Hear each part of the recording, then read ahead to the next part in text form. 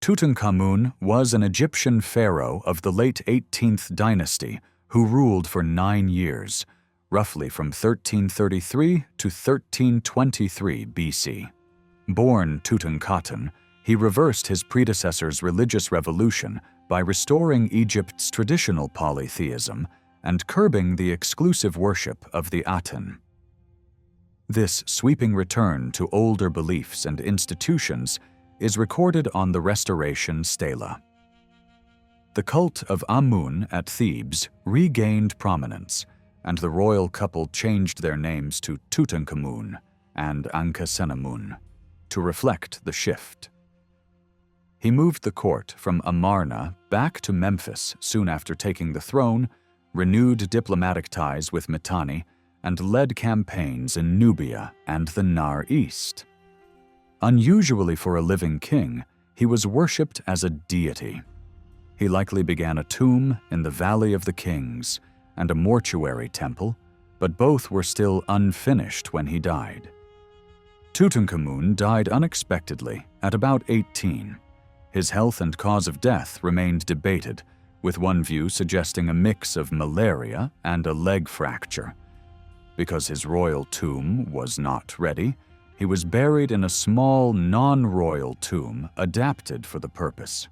His vizier Ai succeeded him briefly, followed by Horemheb, the commander of Tutankhamun's army, who completed the restoration of the old religion and usurped many of Ai's and Tutankhamun's monuments while erasing the Amarna rulers from official memory. In modern times, Tutankhamun became world famous after Howard Carter's 1922 discovery of his tomb in the Valley of the Kings. Although robbed in antiquity, it still held an extraordinary trove, over 5,000 objects and the king's undisturbed mummy, which captivated the public and reignited interest in ancient Egypt. His gold mask became an enduring symbol, touring widely and drawing huge crowds, and the so-called Curse of the Pharaohs entered popular lore after several team members died in the years following the excavation. Colloquially, he is known today as King Tut.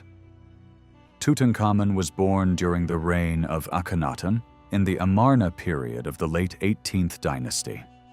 His original name, Tutankhaten, means living image of Aten, and reflects the religious shift toward Atenism that defined his father's reign. His parentage is not recorded in surviving inscriptions, though a fragment from Hermopolis calls Tutankhaten a king's son. Most scholars see him as the son of Akhenaten, or the short-lived successor Smenkhkare. Inscriptions from Tutankhamun's reign sometimes treat him as a son of Amenhotep III, which would require a long co-regency between Amenhotep III and Akhenaten, an idea once popular but now largely abandoned. He was wet-nursed by a woman named Maya, known from her tomb at Saqqara. Genetic studies identify his father as the mummy from tomb K555, most likely Akhenaten, and his mother as the younger lady from K4 35. These two were full siblings, both children of Amenhotep III and Taye. The younger lady cannot be Nefertiti if she was not Akhenaten's sister, though some researchers argue that Nefertiti could still be Tutankhamun's mother if several generations of first-cousin marriages produced similar genetic proximity. Others caution that DNA from mummies may be degraded, which complicates firm conclusions. When Tutankhaten came to the throne, he married Akhenaten's daughter Ankhesenpaten, who later took the name Ankhesenamun. The couple had 2 daughters who died at or shortly after birth and were buried with their father. Medical imaging shows one died at about 5 to 6 months of gestation, and the other at full term. DNA hints that the mummy known as KV21A could be their mother, but the data are not strong enough to identify her securely. With Tutankhamun's death, the 18th dynasty's direct royal bloodline came to an end. Tutankhamun became king at about 8 or 9 years old after the brief reigns of Smenkhkare and the female ruler Neferuaten. Upon accession, he took the throne name Nebkheperur and ruled for about 9 years. During his reign, the office of vizier appears to have been divided between Upper and Lower Egypt. Usermontu is attested as vizier for Upper Egypt, and a figure named Penchu is also called vizier, though his sphere is unclear. I, who later became king, may have used a priestly epithet alongside the word vizier in an unusual way. Later Egyptian tradition recorded by the priest Manetho includes names that many scholars try to match to the Amarna rulers. A king called Horus with a long reign, followed by Asencheres, and then a short-lived Ratotis, has been variously linked to Horemheb, Akhenaten, and Tutankhamun, though there is no consensus on the exact correspondences. Like other pharaohs, Tutankhamun bore a set of royal names, or titulary, that connected him to gods and kingship. His birth name was Tutankhaten, and later Tutankhamun, but no example has yet been found that shows a complete 5-name protocol for his earliest form, including the traditional Nebti and Gold Falcon names. At the start of Tutankhaten's reign, the royal court still resided at Amarna, and finds from his tomb show that the Aten continued to be acknowledged. Even so, several clues suggest his household was already trying to reconcile Atenism with the traditional religion, and activity at Amarna steadily waned through his first 4 years. Because the king was a child, the dramatic reversals that followed were almost certainly driven by his advisors. In his 3rd year, Tutankhamun overturned key policies of his father.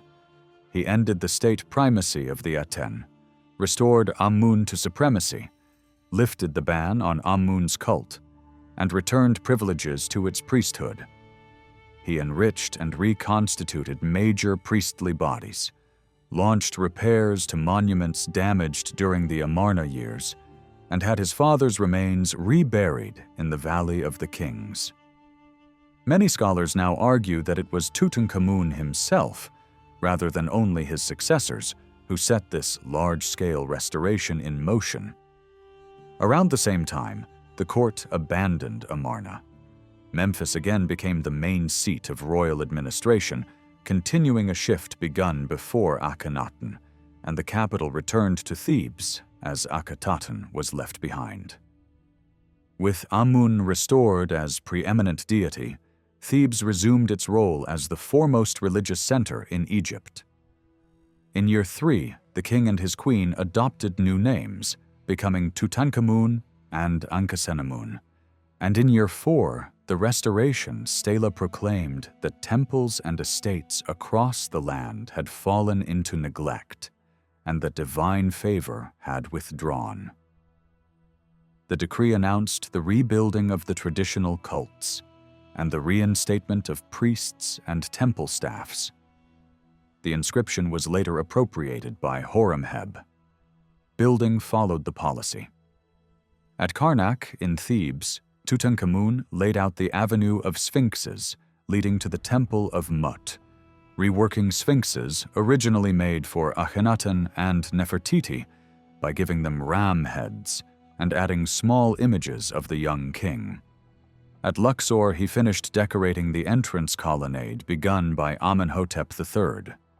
He endowed the cults of Amun and Ptah with wealth and personnel, ordered new statues of the gods from fine metals and stone, and commissioned splendid processional barks in cedar overlaid with gold and silver. A complex known as the Temple of Nebkheperur, beloved, of Amun, who puts Thebes in order, perhaps the same as a building called the Temple of Nebkheperur in Thebes, and possibly a mortuary temple, was constructed with blocks recycled from Akhenaten's Aten temples at East Karnak, showing that their dismantling had already begun. Many of Tutankhamun's projects were unfinished when he died and were completed or usurped by his successors. I finished the Sphinx Avenue, and Horemheb later took over the whole ensemble, even reusing blocks from Tutankhamun's temple in his own works.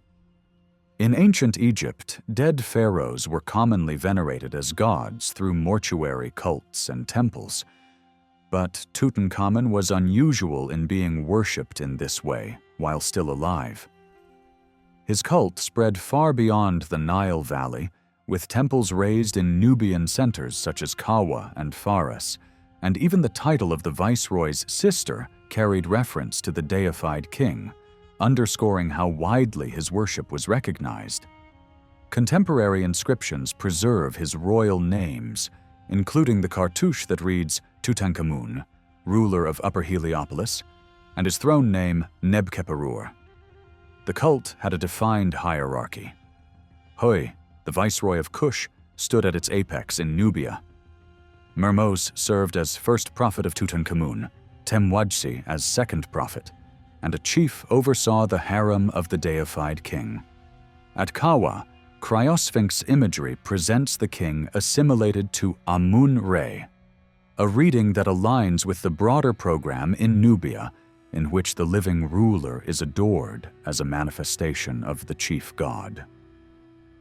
In shaping this royal cult, Tutankhamun followed the precedent of Amenhotep III, but gave pride of place to Amun rather than the Aten, a template that Ramesses II later magnified on an even grander scale. Karnak preserves a striking witness to the king's lifetime deification. The Stela of Hue includes a hymn that invokes Amun and the royal Ka of Tutankhamun in the same breath to grant life and joy, treating the king's divine essence as a partner in blessing. The Stela's scene shows Hui adoring three figures at once: Amun-Re, lord of the thrones of the two lands, a ram-headed Amun, and the royal Ka of Tutankhamun, visually placing the king alongside the gods.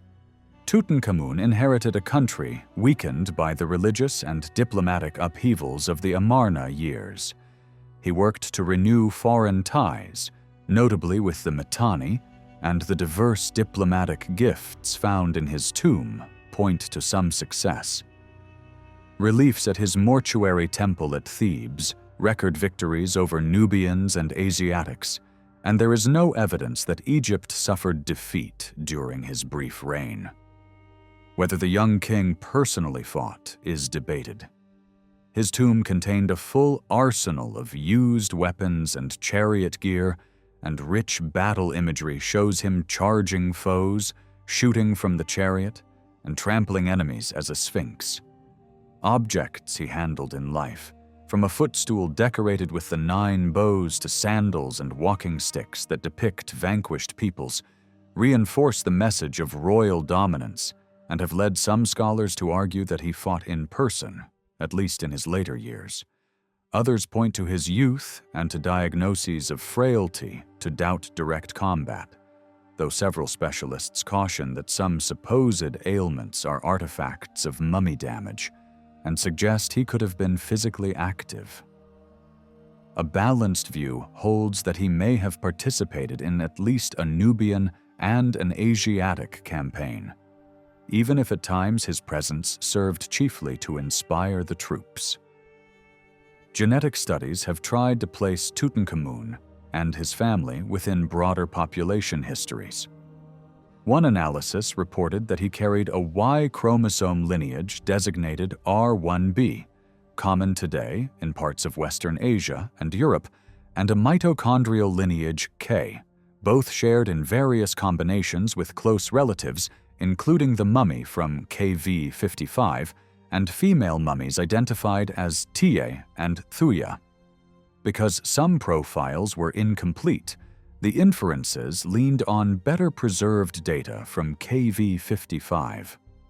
A later reanalysis of short tandem repeat data grouped several royal mummies with sub-Saharan Africans in one statistical run. while warning that different data sets and algorithms can yield different affinities, and that the family's ancestry cannot be reduced to a single label. Debate over Tutankhamun's health and early death has centered on findings from modern examinations of his mummy, especially CT imaging and genetic tests.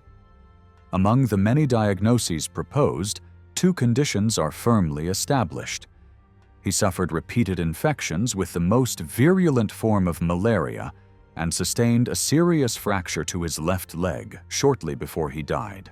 Studies of his teeth and jaws show excellent dental health for the period, including large front incisors and the characteristic overbite of the Thutmose line. Malaria was common in ancient Egypt, where the Nile's wetlands favored mosquito breeding. Genetic markers specific to Plasmodium falciparum have been identified in Tutankhamun's remains, and multiple parasite strains point to recurrent infections. Some researchers argue these bouts could have triggered a fatal immune reaction or circulatory collapse, making malaria a key contributor to his death. CT scans also revealed a compound fracture of the left leg, with ragged bone edges and embalming resins within the wound, clear signs the injury occurred in life and very near the time of death. There is no evidence of healing.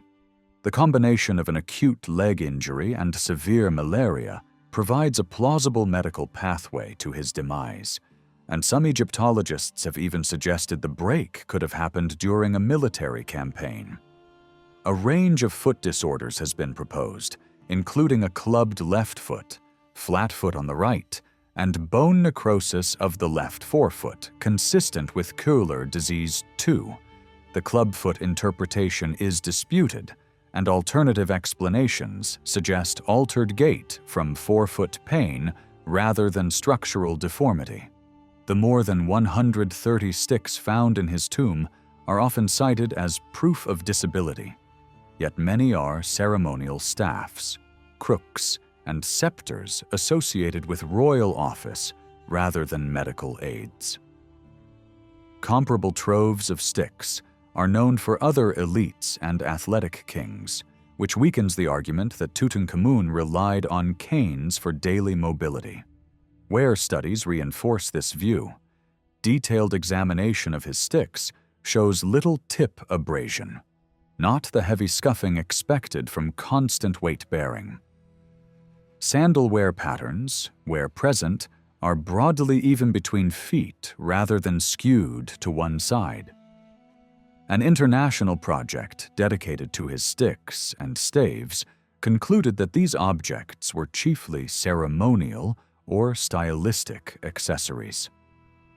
Taken together, the evidence supports a picture of a young ruler who could move about normally, whose life was cut short by an unhealed leg fracture, likely compounded by severe malaria. Many ailments have been proposed to explain Tutankhamun's unusual portrayal in art and his early death, but several high-profile ideas have since been rejected. Later genetic work and reanalysis dismissed gynecomastia, Marfan syndrome, and craniosynostosis syndromes, such as Antley-Bixler, as explanations. Other suggestions have circulated for years, from Klinefelter and Froelich syndromes to disorders of sex development and rare endocrine conditions, yet none has secured convincing evidence. What the medical studies do support is simpler and grimmer. He suffered recurrent attacks of the most virulent form of malaria, and he sustained a severe compound fracture of the left leg shortly before he died. The break shows no healing and was already packed with embalming substances, making it a likely contributor to death, possibly in combination with malaria. His teeth, by contrast, were in notably good condition, with the prominent overbite typical of his dynasty. The king's feet have drawn particular scrutiny. CT work has been read by some as signs of a flat right foot and necrosis in the left forefoot, with a debated diagnosis of a clubbed left foot. Others argue the evidence better fits pain-driven gait changes rather than a fixed deformity. The famous cache of more than 100 sticks in his tomb is often cited as proof of disability. Yet detailed wear studies show little tip abrasion, and the sticks match patterns of elite regalia seen for other officials and kings.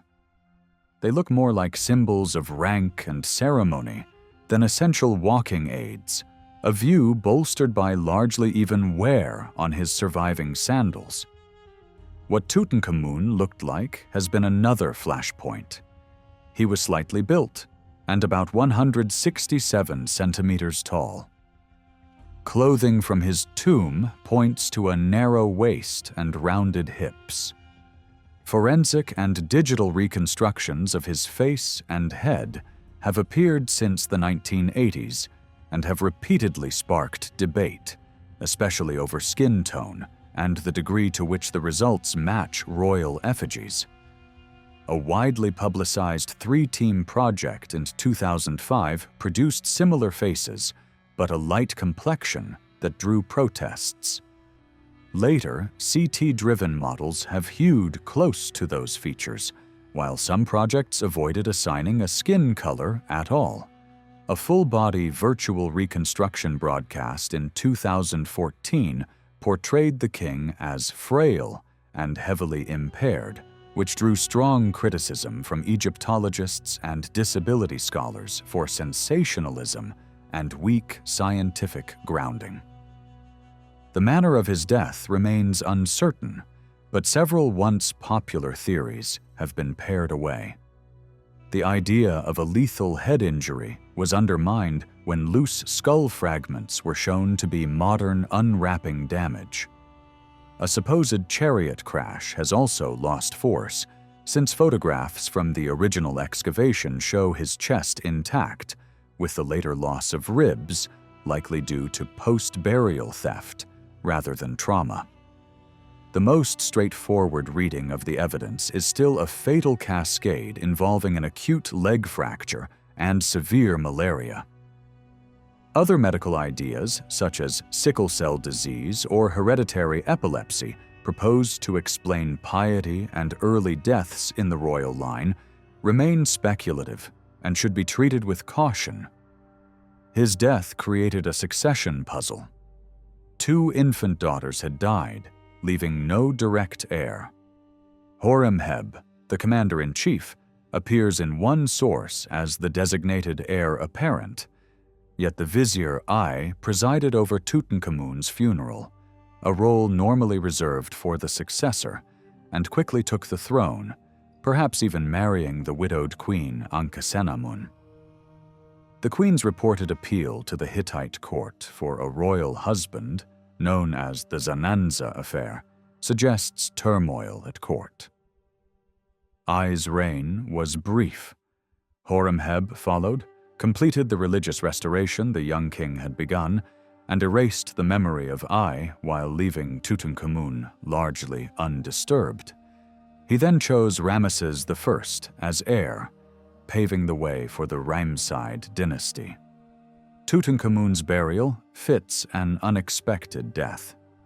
He lay in a relatively small tomb, almost certainly adapted in haste, while a grander monument remained unfinished. Ancient thieves broke in soon after burial, but took mostly perishable valuables, and officials restored the damage. Over time, flood debris and builders' huts hid the entrance, which is why the tomb remained sealed with so many treasures until its modern discovery. Theodore Davis held the concession to excavate the Valley of the Kings from 1905 to 1914. He uncovered 10 tombs, among them the nearly intact burial of Queen Ti's parents, Yuya and Thuya, but little of major significance in his later years. Finds such as knobs and handles with Tutankhamun's name and an embalming cache led Davis to believe he had already located the young pharaoh's resting place, prompting his gloomy verdict that the valley was exhausted.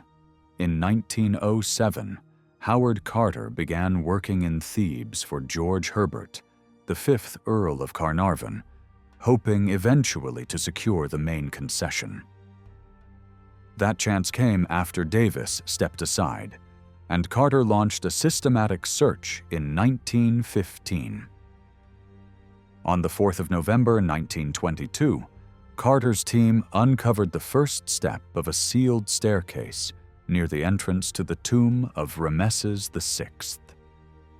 Debris from that later royal tomb and workmen's huts had long hidden the spot, a stroke of luck that preserved what lay beneath. Carter began clearing the stairway before the tourist season, and by late November he had peered through a small breach into a room filled with wonderful things. The antechamber was emptied down to the 2 black guardian statues, and on 17 February 1923, in the presence of officials, patrons, and journalists, the sealed doorway to the inner rooms was opened. A century later, private letters surfaced indicating Carter had removed some objects before the formal opening, including a small amulet later identified as coming from the tomb. Tutankhamun's burial is the only royal tomb in the valley found nearly intact. More than 5,000 objects emerged, among them a solid gold inner coffin, the famous gold mask, thrones, archery kit, trumpets, furniture, food and wine, sandals, and even fresh linen. Cataloging alone took Carter 10 years. Several grave goods appear to have been repurposed from earlier owners, probably Schmenkare or Neferneferuaten, then adapted for the boy king. A dagger with an iron blade was shown to have been forged from meteoritic metal, and broader analyses confirmed that other iron pieces from the tomb shared a similar extraterrestrial origin. Recent technical work has examined the mask in detail, deepening understanding of its layered construction and materials. In 2007, the mummy was placed on view in a climate-controlled case in the tomb to slow decay from humidity and heat. A major conservation project then closed the tomb for several years, and it reopened to visitors in 2019. News of the discovery sparked talk of a pharaoh's curse. The early death of Lord Carnarvon in April 1923 fanned the story, though he was already in frail health and died of pneumonia following a bacterial skin infection. Statistical studies later showed no unusual pattern of early deaths among those present at the opening. Carter himself lived until 1939, while some of the first entrants survived for decades. The find transformed Tutankhamun from a little-known ruler into the most famous of the pharaohs. Touring exhibitions of his treasures drew vast crowds and reshaped popular culture. In the 1920s, the name King Tut turned up in songs, headlines, and brands, and later in films, television, and comedy. The wave of fascination has never truly ebbed. Even in recent years, new scientific studies have refined what we know about his burial goods, and a small Eocene whale discovered in Egypt was named Tutchitus in a playful nod to the boy king's enduring hold on the imagination.